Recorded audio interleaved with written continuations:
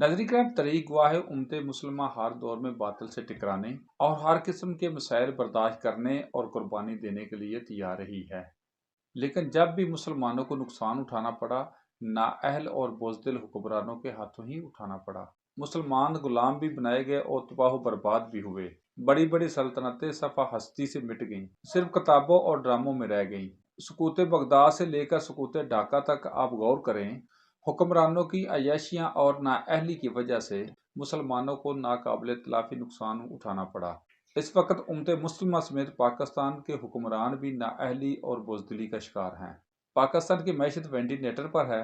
ہمارے حکمرانوں کی نااتفاقیاں اسے مزید تباہی کی طرف دھکیل رہی ہیں۔ پاکستان کے سیاستدانوں کی غلط پالیسیوں کی وجہ سے آج عوام خودکشیاں کرنے پر مجبور ہیں۔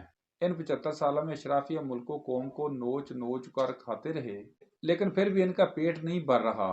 بیوروکریسی کے افسران، جن کے بچوں کے لیے الگ گاڑی ڈرائیور، بیوی کے لیے بھی الگ گاڑی اور ڈرائیور، اور صاحب کے لیے بھی الگ گاڑی ڈرائیور اور کچن چلانے کے لیے خانسامہ، آفس کے لیے سیکورٹی اور دیربانوں کے لیے الگ خرچے، لیکن کارکردگی 0 × 0۔ عدلیہ کا نمبر عالمی رینکنگ میں دیکھ لیں، بیوروکریسی کا دیکھ لیں، دیگر اداروں کی کارکردگی دیکھ کر کلیجہ منہ کو آتا ہے۔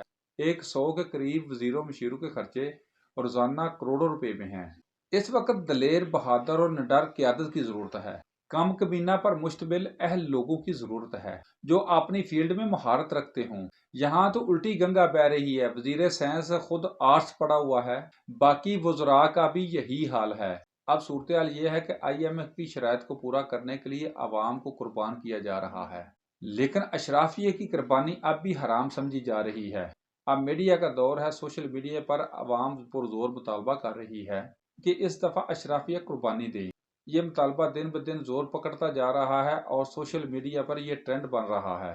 عوام کے جذبات بتا رہے ہیں جاتی امرا، بنی گالہ اور زرداری ہاؤس خطرے میں ہیں۔ اقتدار کے حکمرانوں کو کہوں گا کہ آنکھیں کھولیں، کان صاف کرائیں، میوں میوں نہ کریں، شیر بنیں اور جرأت مندانہ فیصلے کریں۔ تمام اشرافیہ کا پروٹوکول ختم اور گاڑیاں واپس کریں۔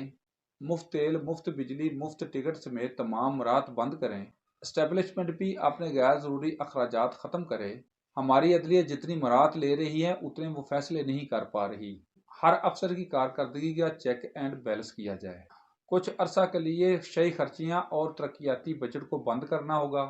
رشوت اور لوٹ مار میں ملوث افسران اور سیاستدانوں کے لیے سزائے موت مقرر کی جائے۔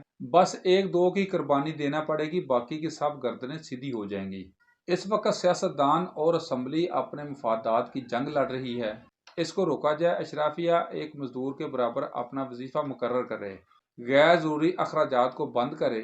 اس کے بعد غریب عوام مہنگائی کا طوفان برداشت کر لے گی اور ہر قربانی کے لیے تیار بھی ہوگی۔